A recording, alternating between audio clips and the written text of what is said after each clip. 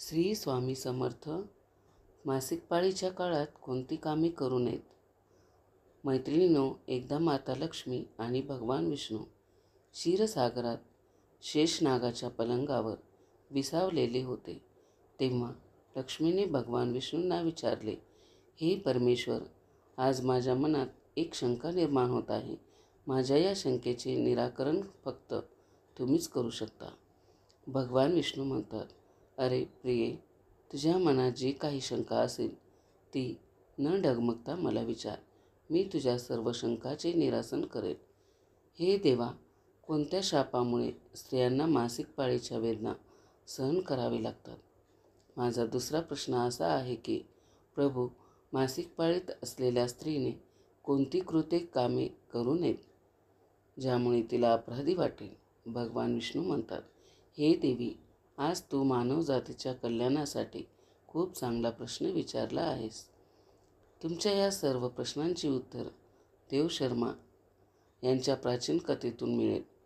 ही महान कथा ऐकल्याने सर्व पापांचा नाश होतो. कोणीही पती पत्नी ही कथा लक्षपूर्वक ऐकू शकतात. त्यांना सौभाग्य प्राप्त होते. म्हणूनच हे देवी, तुम्ही कथा लक्षपूर्वक ऐक. देवी लक्ष्मी म्हणते, हे देवशर्मा कोण होते? त्यांचे आचरण आणि विचार काय होते? मला ही कथा नक्कीच ऐकायची आहे. कृपया ही कथा मला सांगा. मी नक्कीच लक्षपूर्वक ऐकल. भगवान विष्णू म्हणतात, हे देवी, प्राचीन काळची गोष्ट आहे. मध्य प्रदेशात एक अतिशय सुंदर नगर होते. त्या नगरात देवशर्मा नावाचा ब्राह्मण राहत होता. देवशर्मा यांना सर्व धर्मग्रंथ आणि वेदांचे ज्ञान होते. तो अत्यंत हुशार, प्रतिभावान आणि धार्मिक कार्य करण्यात सदैव तयार असे. सर्व जातीचे लोक त्यांना खूप मान देत असत. तो रोज यज्ञ, दान आणि सायंकाळची पूजा करत असे. त्याला प्राणी, पुत्र, मित्र, नातेवाईक आणि संपत्ती यांचे आशीर्वाद मिळाले. देवशर्मा यांच्या पत्नीचे नाव भगना होते. ती एक महान चारित्र्यवान स्त्री होती, सद्गुणी होती. मग एके दिवशी देवशर्मा यांनी त्यांच्या घरी सत्यनारायणाची पूजा आयोजित केली आणि सर्व ब्राह्मणांना वैयक्तिकरित्या आमंत्रित केले. त्यांनी तिथे राहणाऱ्या सर्व लोकांना पूजा आणि भोजनांसाठी बोलवले. त्यानंतर पूजेच्या दिवशी सर्व ब्राह्मण त्यांच्या घरी आले. देवशर्मा यांनी सर्व ब्राह्मणाची विधीपूर्वक पूजा करून त्यांचा सन्मान केला. मग त्यांनी सर्व ब्राह्मणांना घरात बोलावून सुंदर आसनावर बसवले आणि मिठाई दिली. ब्राह्मणांना भोजन दिल्यावर त्यांनी भगवंताचे स्मरण केले आणि सर्वांना वस्त्र इत्यादी दान करून निरोप दिला. त्या सर्व ब्राह्मणांनी देवशर्माला आशीर्वाद दिला आणि तिथून निघून गेले.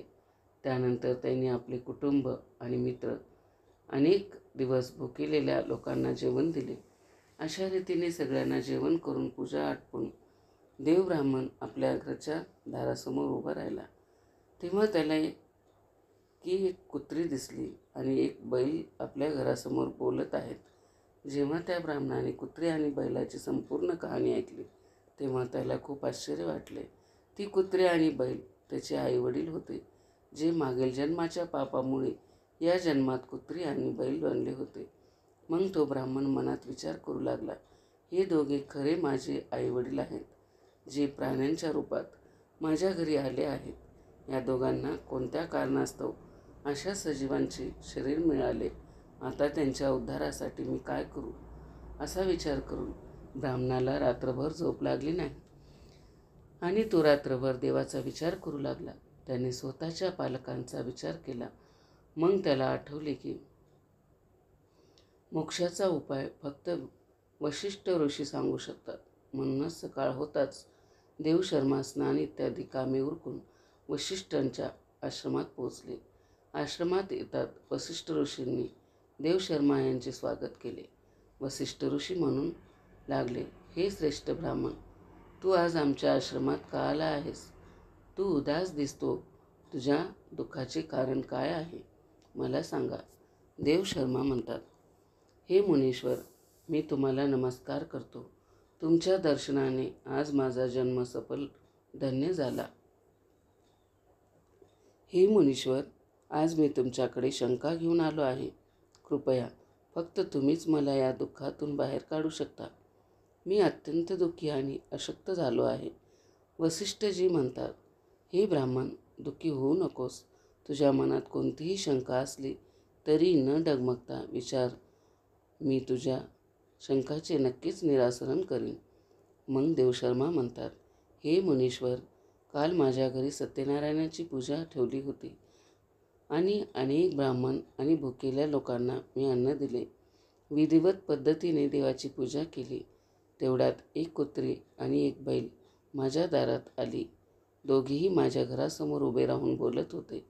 सर्वप्रथम कुत्री बैलाला असे म्हणू लागली, हे परमेश्वरा, आज घडलेली घटना ऐक. आमच्या मुलाच्या घरी ब्राह्मणाच्या जेवणासाठी ठेवलेले दूध, काल त्या दुधाच्या भांड्यात एकच सापाने तोंड घातले होते आणि त्यामुळे विष निर्माण झाले होते. ते पाहून मला खूप काळजी वाटू लागली. त्या दुधापासून या पूजेसाठी अन्न तयार होणार होते. ते दूध सगळ्यांनी खाल्ले असते तर ते मेले असते. म्हणून मी त्या भांड्यातील सर्व दूध प्यायले. जेव्हा सुनेची नजर माझ्यावर पडली तेव्हा तिने मला बेदम मारहाण केली. त्यामुळे माझ्या शरीराला असह्य वेदना झाल्या. मला खूप वेदना होत आहेत. म्हणूनच मी दुःखी आहे. हे दुःख सहन होत नाही. कुत्रीचे बोलणे ऐकून बैल खूप दुःखी झाला आणि आपली कहाणी सांगू लागला. आता मी तुला माझ्या दुःखाचे कारण सांगतो. मागील जन्मी या ब्राह्मणाचा मी बाप होतो. आज या ब्राह्मणाने सर्व लोकांना जेवण दिले, पण त्याने माझ्यासमोर गवतही ठेवले नाही आणि मला प्यायला पाणीही दिले नाही. या कारणामुळे मी खूप दुःखी झालो आहे. मग देवशर्मा म्हणू लागले, माझे आई वडील असे कुत्रे आणि बैलासारखे बोलताना पाहून मला खूप वाईट वाटले. मला रात्रभर या विचाराने झोप येत नव्हती. मला प्रत्येक क्षणी काळजी वाटत होती. मी कधीही कोणतेही पाप केले नाही. नेहमीच धार्मिक कार्य केले. माझ्या आईवडिलांना असा त्रास सहन करावा लागतो. म्हणूनच मी आज तुमच्याकडे आलो आहे. कृपया तुमच्या योगा सामर्थ्याने उत्तर शोधा आणि मला सांगा की माझ्या आईवडिलांची अशी दुर्दशा का झाली आणि त्यांच्या उद्धारासाठी मी कोणती कृती करावी. तेव्हा गुरु ध्यान करून त्या ब्राह्मणाच्या आईवडिलांचे मागील जन्माचे कर्म पाहतात आणि देवशर्माला म्हणू लागतात, हे ब्राह्मण, तुमच्या आईवडिलांनी त्यांच्या मागील जन्मात एक गंभीर पाप केले आहे. त्या पापामुळे त्यांची आज अशी अवस्था झाली आहे. देवशर्मा सांगतात, हे गुरुदेव, कोणत्या पापामुळे माझ्या आईवडिलांची अशी दुर्दशा झाली आहे? कृपया सविस्तर माहिती सांगा. मला जाणून घ्यायचे आहे. मग देवऋषी वसिष्ठ सांगतात, हे ब्राह्मणा, देवशर्मा, लक्षपूर्वक ऐक. हा बैल जो तुझा बाप आहे, मागील जन्मात ते कुंडीनगरचे थोर ब्राह्मण होते. एके दिवशी त्यांनी एकादशीचा उपवास करून भोजन केले. एकादशी व्रताच्या दिवशी दानधर्मही केला नाही. आपल्या दारात आलेल्या गायींना त्यांनी कधीही चारा दिला नाही. त्यांनी आपल्या पितरांचे श्राद्धही नीट केले नाही. त्यांच्या मागच्या जन्मी तुझ्या वडिलांनी तुझ्या आईची तुझ्या मासिक पाळीत समागम केला होता आणि या पापामुळे त्यांनी या जन्मी बैलाचे रूप धारण केले आहे. आता तुझ्या आईबद्दल ऐक. तुझ्या आईने मासिक पाळी असतानाही जेवण बनवले. धार्मिक विधी करताना देवाच्या तुळशीला पाणी अर्पण केले. मासिक पाळी असतानाही तिने ते देवाला अर्पण केले. या कारणास्तव एक महान पाप मानले जाते. मासिक पाळीच्या काळात ती 3 दिवस अपवित्र होते. मासिक पाळीच्या काळात स्त्रीने पूजा करू नये. स्त्रीने या 3 दिवसात केसही धुवू नयेत. यामुळे पतीचे आयुष्यमान कमी होते. मासिक पाळीच्या वेळी झाडे आणि तुळशीला स्पर्श करू नये. मासिक पाळीत असलेल्या स्त्रीसोबत सुद्धा समागम करणे. जो कोणी मासिक पाळीच्या कपड्यांना स्पर्श करतो तो ब्रह्महत्याचे पाप करतो. त्यालाही अपराधी वाटतं. ब्रह्महत्याचे पाप मासिक पाळीच्या स्त्रीच्या शरीरात 3 दिवस राहते आणि 4थ्या दिवशी स्नान करून ती पवित्र होते. 4थ्या दिवशी आंघोळ केल्यावर मासिक पाळीच्या स्त्रीने आपल्या पतीच्या चेहऱ्याकडे पाहावे. दुसऱ्या पुरुषांच्या चेहऱ्याकडे पाहू नये. पतीजवळ नसेल तर सूर्यदेवाकडे पाहावे. गुरु वशिष्ठ सांगतात, हे ब्राह्मण, या पापामुळे तुझा बाप बैल म्हणून जन्माला आला आणि आई कुत्री म्हणून देवशर्मा म्हणतात. हे मुनीश्वर, आता कृपया माझ्या मातापित्यांच्या उद्धारासाठी कृपया उपाय सांगा. गुरु म्हणतात, हे ब्राह्मण, कोणत्याही अमावस्येच्या दिवशी श्राद्ध आणि तर्पण कर. आई वडिलांच्या उद्धारासाठी दान कर. गायीची सेवा कर आणि मातेला मिठाई खाऊ घाल. आपल्या आईवडिलांच्या उद्धारासाठी देवाकडे प्रार्थना कर. मग ब्राह्मण तेच करतो आणि मग त्याचे आईवडील सर्व पापापासून मुक्त होतात. भगवान विष्णू म्हणतात, माता लक्ष्मी देवी, मी तुला सांगितले आहे की मासिक पाळीच्या स्त्रीने कोणती कामे करू नयेत. मी तुम्हाला सांगतो कोणत्या कारणास्तव स्त्रीला मासिक पाळी करावी लागते. सत्ययुगात काल नावाने प्रसिद्ध असलेला राक्षस होता. तो राक्षसी असल्यामुळे त्याचा स्वभाव उग्र होता आणि तो नेहमी लढायला तयार असायचा. मग एके दिवशी सुरासह सर्व राक्षस स्वर्गलोकात चढू लागले, युद्ध करू लागले. त्या राक्षसाकडे खूप शक्तिशाली शस्त्र होते, जे देवता सहन करू शकले नाहीत आणि ते ब्रह्मदेवाकडे पळून गेले. तेव्हा ब्रह्मदेवाने त्यांना राक्षसाचा पराभव करण्याचा उपाय सांगितला. हे यंत्र तुम्ही याच क्षणी महर्षी गादीच्या कडे जा. ते तुम्हाला त्यांच्या शरीराच्या हाडापासून शस्त्र पुरवतील. त्यांच्या शस्त्राचा वापर करून तुम्ही रुद्रसुराचा वध करू शकाल. महर्षी दधीचीच्या आश्रमात जातात आणि प्रार्थना करतात आणि त्यांना शस्त्र देण्याची विनंती करतात. मग जगाच्या कल्याणासाठी महर्षी दधीची आपल्या शरीरातील हाडापासून शस्त्र तयार करतात. या अस्त्रापैकी एक वज्र नावाचा शस्त्र आहे, जे भगवान इंद्राने धारण केले आहे. सर्व देवता रुद्रसुराशी युद्ध करण्यासाठी निघतात. देव आणि दानवामध्ये भयंकर युद्ध होते. सर्व देव दानवाशी युद्ध करण्यासाठी आकाशात जमा होतात आणि युद्धात तुटून पडतात.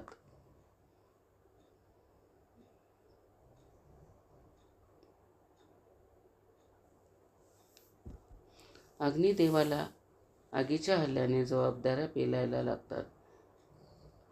अग्नीच्या प्रभावामुळे शरीराचा प्रत्येक अवयव जळू लागतो. मग वरून देव पाण्याचा वर्षाव करतात आणि राक्षसांना बुडवतात. त्यामुळे राक्षस गर्जना करू लागतात. अशा रीतीने अनेक दिवस तेथे आणि देवतांमध्ये भयंकर युद्ध चालू असते. तेव्हा देवराज इंद्र आणि रुद्रासूर समोरासमोर येतात. दोघांमध्ये युद्ध होते आणि त्यानंतर देवराज इंद्र आपल्या वज्रांच्या जोरावर रुद्रासुराचा वध करतो. राक्षस रुद्रासुराचा मृत्यू होताच ब्रह्महत्या त्यांच्या शरीरातून बाहेर पडतो आणि इंद्राचा पाठलाग करू लागतो. मग ब्रह्महत्या इंद्राच्या शरीरात प्रवेश करतो. त्यामुळे इंद्रदेवाला ब्रह्महत्याचे पाप लागते. देवराज इंद्र ब्रह्मदेवाकडे जातो आणि त्याला ब्रह्महत्यापासून मुक्ती मिळवण्यास सांगतो. तेव्हा ब्रह्मदेव ब्रह्महत्याला इंद्राच्या शरीरातून बाहेर येण्याची आज्ञा देतात आणि ब्रह्महत्या इंद्राच्या शरीरातून बाहेर पडतात आणि ब्रह्मदेवाला म्हणू लागतात, हे परमपिता, आतापर्यंत मी मृत्सुराचा शरीरात वास करत होतो, कारण त्याने अनेक ब्राह्मक हत्या केल्या होत्या. इंद्राने त्याचा वध केल्यावर मी इंद्राच्या शरीरात वास करू लागतो. आता कृपया मला योग्य जागा द्या, मी जिथे राहू शकतो. मग ब्रह्मदेव म्हणतात, हे ब्रह्महत्या, मी तुला तुझे योग्य स्थान देतो. तेव्हा ब्रह्मदेव म्हणाले की ब्रह्महत्याचा वध केल्यानंतर तुझा 1/4 भाग अग्नीच्या आत राहिला. जो अग्नीला यज्ञ करीत नाही, तुम्ही त्याच्या शरीरात प्रवेश करता आणि तुमच्या शरीराचा दुसरा भाग पाण्याखाली राहिला. जो पाण्यात थुंकतो, मूत्र किंवा विष्ठा करतो, तुम्ही त्याच्या शरीरात प्रवेश करा. मग तिसरा भाग झाडे, वृक्ष आणि झाडामध्ये राहील. जो विनाकारण कोणीही वृक्षतोड करेल, तोही ब्रह्महत्या पापाचा दोषी बनेल. तेव्हा ब्रह्मदेवाने अप्सरांना बोलावून सांगितले, हे अप्सरांनो, ब्रह्मदेवाच्या हत्येचा एक भाग स्वीकार करा. अप्सरा म्हणाल्या, हे परमेश्वरा, तुमच्या परवानगीने आणि ते स्वीकारण्यास तयार आहेत. परंतु कृपा करून सुटकेचा काही मार्ग सांगा. ते तेव्हा ब्रह्मदेव म्हणू लागले, हे अप्सरांनो, जो कोणी जेव्हा मासिक पाळीमध्ये स्त्रीशी संभोग करेल त्यांच्या आत हा ब्रह्महत्या प्रवेश करेल. अशा प्रकारे ब्रह्महत्येचे 4 भाग होते आणि एक आगीत, दुसरा पाण्यात, तिसरा झाडामध्ये आणि चौथा स्त्रियामध्ये गेला. मासिक पाळीच्या काळात जो कोणी स्त्रीला स्पर्श करू तिच्याशी संभोग करतो तो त्याच ब्रह्महत्याचा भाग होतो. त्याला ब्रह्महत्येचा वध केल्याचा अपराधीपणा वाटतो. भगवान विष्णू म्हणतात, हे देवी, अशा प्रकारे मी तुला स्त्रीच्या मासिक पाळी मागील कथा सांगितली आहे आणि मासिक पाळीत स्त्रीने कोणती कामे करू नयेत इत्यादी सुद्धा माहिती सांगितली आहे. महालक्ष्मी सांगतात, हे परमेश्वरा, आज तुम्ही मला खूप महत्त्वाचे ज्ञान दिले आहे. मी पण तुम्हाला वचन देते, मासिक पाळीच्या वेळी पूजा करणारी कोणतीही स्त्री, तसेच पाळीच्या काळात पतीशी संबंध ठेवणाऱ्या स्त्रीच्या घरात मी प्रवेश करणार नाही. त्यामुळे मैत्रिणींनो, मासिक पाळीच्या काळात महिलांनी हे काम करू नका. आणि तुम्हाला ही कथा कशी वाटली कमेंट करून नक्कीच कळवा. माहिती आवडल्यास व्हिडिओला लाईक करा आणि चॅनलवरती जर नवीन असाल तर चॅनलला सबस्क्राईब करा. श्री स्वामी समर्थ.